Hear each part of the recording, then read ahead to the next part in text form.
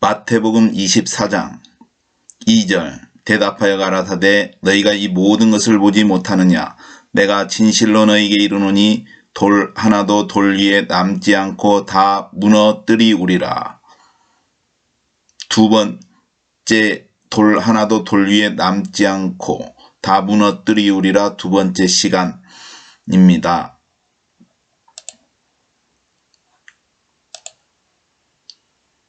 돌 하나도 돌 위에 남지 않고 다 무너뜨리우리라는 것이 성전의 파괴를 의미하지만 이것은 예수님 재림 전에 만국의 성들, 즉 전 세계 지구상의 모든 도시들이 파괴될 것에 대한 의미도 담고 있습니다.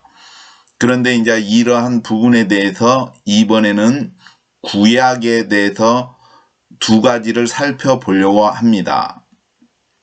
구약이라는 것은 구는 오래된 약속을 말하는 것이고 신약은 새로운 약속을 말하는 것입니다.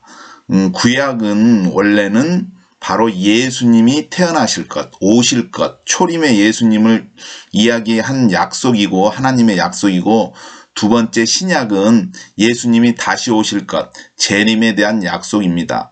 왜냐하면은 예수님께서 약속을 하셨기 때문입니다. 내가 너희를 위하여 처소를 예비하러 가노니 가서 너희를 위하여 처소를 예비하면 내가 다시 와서 너희를 내게로 영접하여 나 있는 곳에 너희도 있게 하리라. 내가 다시 와서. 그러니까 예수님이 재림하신다는 것은 결국 우리를 구원하시러 오시는데 그렇기 때문에 예수님의 이름이 그리스도 메시아입니다. 근데 오신다는 것은 재림하신다는 것은 결국 우리의 처소가 이미 마련이 되어 있다는 것입니다. 마련이 되어 있기 때문에 오시는 것이죠. 마련을 못 하셨으면 오지 않으셨을 텐데 마련을 했기 때문에 오시는 겁니다. 그러므로 예수님의 재림은 믿는 자에게는 구원의 기쁨이 되는 것입니다. 그래서 구약에 아까 이 성전 파괴 도시의 문호님에 대해서 구약의 두 가지를 살펴보면은 느부갓네살의 금신상을 볼 수 있습니다. 느부갓네살 바벨론의 왕 느부갓네살이 꿈을 꾸어가지고 그 금신상에 대한 그 꿈을 꿨는데 그것을 그가 신상으로 만들었습니다. 그런데 이제 이 꿈에 대한 것에 대해서 다니엘이 해석할 때에 이 금신상의 발에 돌이 떨어집니다. 돌이 떨어져서 금신상이 와해가 됩니다. 이 금신상은 쉽게 말해서 인류의 역사를 시각적으로 하나님이 보여주신 것이라고 생각됩니다. 그것은 이제 읽어보시면 되고 다니엘이 말할 때에 다니엘서 2장 34절에 또 왕이 보신즉 사람의 손으로 하지 아니하고 뜨인 돌이 신상의 철과 진흙의 발을 쳐서 부서뜨리매 또 다니엘 2장 45절에 근신상 왕이 사람의 손으로 아니하고 산에서 뜨인 돌이 철과 놋과 진흙과 은과 금을 부서뜨린 것을 보신 것은 크신 하나님이 장래일을 왕께 알게 하신 것이라. 이 꿈이 참되고 이 해석이 확실하니이다. 다니엘서 2장 35절 때에 철과 진흙과 놋과 은과 금이 다 부서져 여름 타작마당에 겨같이 되어 바람에 불려 간 곳이 없었고 우상을 친 돌은 태산을 이루어 온 세계에 가득하였었나이다. 즉 이 세 구절을 읽었을 때에 금신상은 인류의 역사를 나타냅니다. 그리고 그 성분마다 다 그 나라, 그 역사에 있는 나라들을 의미합니다. 금신상의 머리는 금으로 되어 있는데 그거는 바벨론을 말합니다. 그리고 철로 된 것도 있고 그것은 철은 로마를 말하는데 아무튼 근데 이게 머리가 에서 발끝으로 갈 때 그 역사가 쭉 보면은 발끝이 결국 마지막 때를 말하는 것인데 그 마지막 때에 뜨인 돌이 발을 치니까 금신상이 무너졌습니다. 이거는 결국은 금신상은 결국은 하나님을 믿지 않는 것이죠. 이게 다른 신을 믿는 것인데 결국은 불신앙의 시대가 끝나는 것이죠. 인류의 역사가 끝나는 것이죠. 돌에 의해서. 근데 여기서 볼 때 뜨인 돌이라고 해서 뜨인이 공중에 떴다는 의미가 아니라 떼어냈다는 것이죠. 이게 산에 있는 돌을 이렇게 떼어낸 건데 이 떼어낸 돌이 사람이 이렇게 떼어낸 것이 아니라 하나님에 의하여 떼어낸 자연적인 것이, 이게 일반적으로 사람이 떼낸 것이 아니라 자연적인 것, 또는 이 떼어낸 돌이 결국은 금신상을 쳤기 때문에 마지막 때에 이 인류의 문명이 도시가 파괴되고 이런 것이 돌에 의하여 멸망하지 않나 하는 생각을 해봅니다. 그렇기 때문에 이러한 것을 생각해 볼 때에 그 뜨인 돌이 이게 마지막 때에 그 운석이 떨어져서 그러지 아니할까 하는 생각을 해보기도 하고, 또는 지진이 일어나지 않습니까? 전 지구적으로 지진이 일어나는데 이때에 화산이 폭발하는데, 화산이 이게 폭발할 때 화산이 산 정상에서 이렇게 막 품어져 오르는데 그렇지 않고 이게 막혀 있는데 화산이 폭발했을 때 이 산이 통째로 날아가서 그게 그 산이 돌로 되어 있는 그런 돌이 파편이 날아가서 그렇게 해서 또 문명이 파괴되는 것이, 이게 그런 두 가지적인 생각을 해봅니다. 이게 하나는 운석에 의해서 멸망하거나 아니면은 지진에 의해서 그 폭발한 그 산 같은 데서 그 돌들이 떨어져서 이게 도시들 파괴해서 문명이 멸망하는 것이 아닌가 하는 그 두 가지 추측을 해봅니다. 뜨인 돌이기 때문에, 뜨인 돌. 근데 여기서 봤을 때 결국은 손으로 떼낸 돌이지만 결국은 공중으로 떠서 이게 떨어지니까 뜨인이 그런 의미로도 생각해 볼 수도 있다고 생각합니다. 원래 뜨인의 의미는 손으로 이렇게 떼낸 것이죠. 아니, 떼낸 것. 근데 이게 사람의 손으로 떼내지 않았다는 것이 그걸 보면은 또 이런 생각도 듭니다. 출애굽기 때 모세가 십계명을 받으러 갔을 때에 그 십계명의 돌판이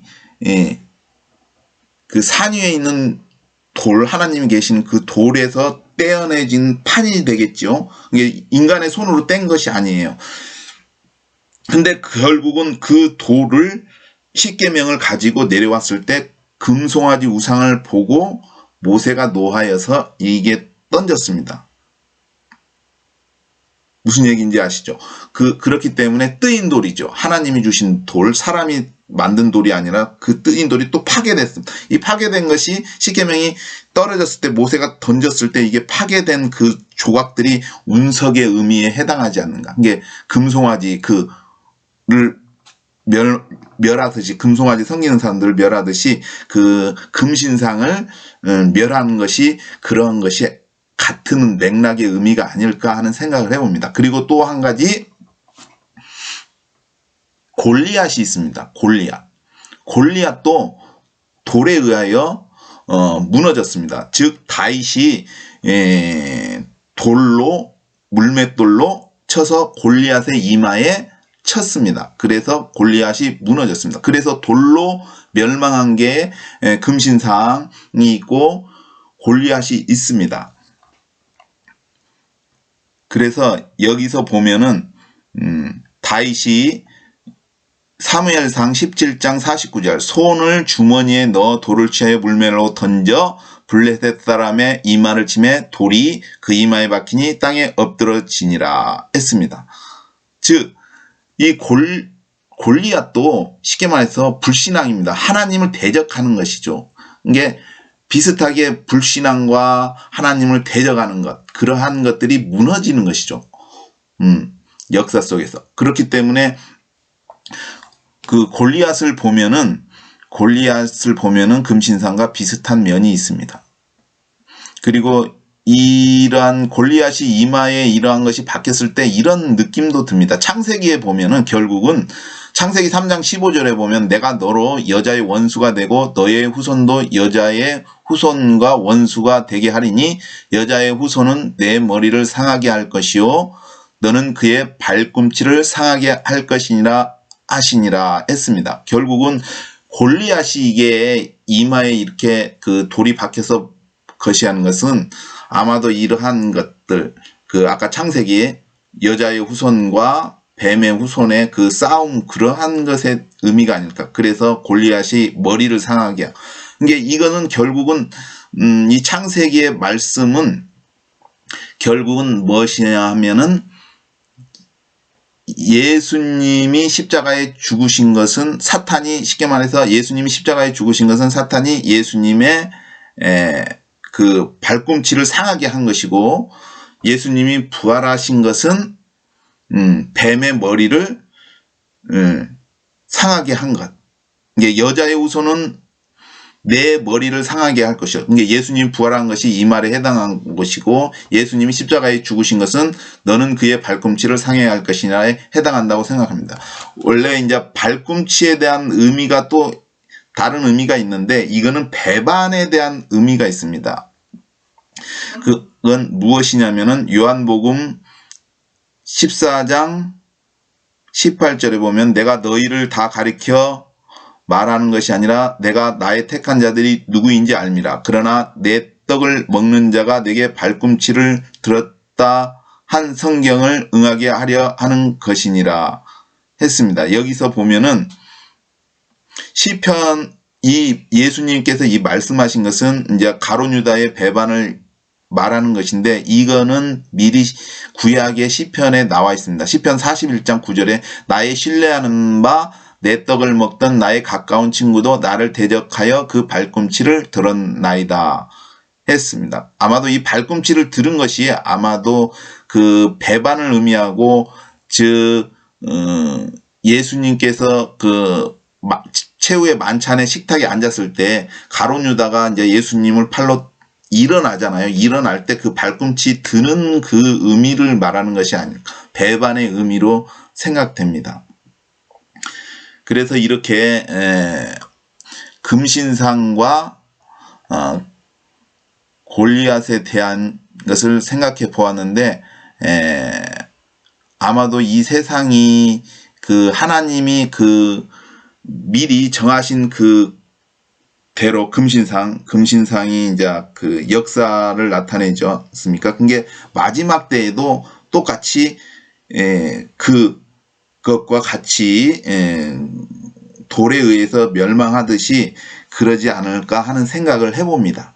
근데 이제 이것이 어떤 의미로 생각되느냐면은 마태복음 24장에 예수님께서 환난 후에, 그날 환난 후 즉시 해가 어두워지며 달이 빛을 내지 않으며 별들이 하늘에서 떨어지며 하늘의 권능들이 흔들리라. 이 부분에 별들이 하늘에서 떨어지며 이 부분이 아닐까 하는 생각입니다. 그게 이제 돌로 이제 그 금신상 치는 그런 의미가 되지 않을까 생각을 해봅니다. 그렇기 때문에 예수님 재림 전에 분명하게 이 세상이 심판을 받는다는 것이죠. 결국 그것은 무엇이냐면은 불신앙이 이제 멸망을 받는 것인데, 결국 여기서 보면은 그 예수님이 재림하시고 나서 그 이제 재앙이 있는데, 다니엘서 2장 35절에 보면은 때 철과 진흙과 녹과 은과 금은 이게 물질인데, 아까 그 금신상의 재료들인데 결국 그 나라 그 역사 속에 있는 나라의 의미를 말하고 있습니다. 근데 부서져 여름 타작마당에 겨같이 되어 바람에 불려간 곳이 없었고 우상을 친 돌은 태산을 이루어 온 세계에 가득하였었나이다. 그러니까 금신상까지는 하나님을 믿지 않는 것. 그렇기 때문에 여기서 온 세상에 돌을 우상을 친 돌은 태산을 이루어 온 세계에 가득하였나이다 했을 때 이 온 세계에 가득한 것, 이 돌의 의미는 아마도 그 하나님을 아는 그 지식이 온 세상에 가득한 그런 의미라고 생각이 됩니다. 즉 예레미야 31장 34절에 보면 그들이 다시는 각기 이웃과 형제를 가리켜 이르기를 너는 여호와를 알라 하지 아니하리니 이는 작은 자로부터 큰 자까지 다 나를 알미니라. 내가 그들의 죄악을 사하고 다시는 그 죄를 기억지 아니하리라. 여호와의 말이니라. 즉 예수님이 재림하시면 그 예수님이 재림한 것을 알기 때문에 모든 사람이 하나님을 알기 때문에 더 이상 예수님이 재림한 이후에는 우상이 있을 수가 없다고 생각합니다. 왜냐하면 하나님을 아는 지식이 온 세상에 지구상에 있는 사람들은 알겠죠. 그렇기 때문에 아마 이 돌이 온 땅에 충만한다는 것은 하나님을 아는 것, 그 의미라고 생각합니다. 나의 이사야 11장 9절에 보면 나의 거룩한 산 모든 곳에서 해됨도 없고 상함도 없을 것. 이는 물이 바다를 덮음같이 여호와를 아는 지식이 온 세상에 충만할 것임이니라. 아는 지식, 여호와를 아는 지식이 세상에 충만한. 그게 아마도 돌이 우상을 친 돌은 태산을 이루어 온 세계에 가득하였나이다와 같은 의미라고 생각이 됩니다.